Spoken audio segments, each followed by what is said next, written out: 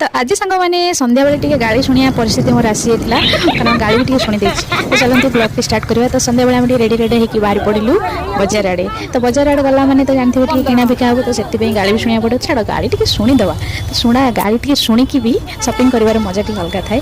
तो टी पूजा सामग्री किणी देती होली किसी किना कि रंग फंग था तो से भितर जो मीना बजार पड़ता मुझे जाकि एंट्री कर देती भितर किना कि तो ये आरंभ है गाड़ी।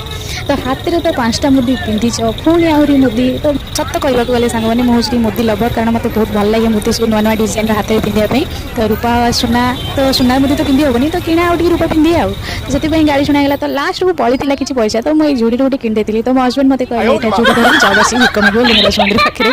तो मुझे लास्ट को यही परिस्थिति आसीगला भिक मांगिया परिस्थिति। तो से भितर किणाकिणी करके आम पलि आसते आम घर पाखे गोटे नुआ टांकी होती। तो तापर घर को आसी सारा मोर आरंभ होगा रोसे रोसे बोली कौन तो आलू भजा राति आलू ये भजा चलती खाइबे।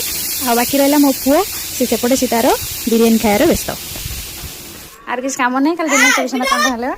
आइए आम ये बस बिरियानी खाऊँ लाज लगे बिरियानी बस मिनी ब्लॉग टी एंड करुच्ची रही जय जगन्नाथ टाटा।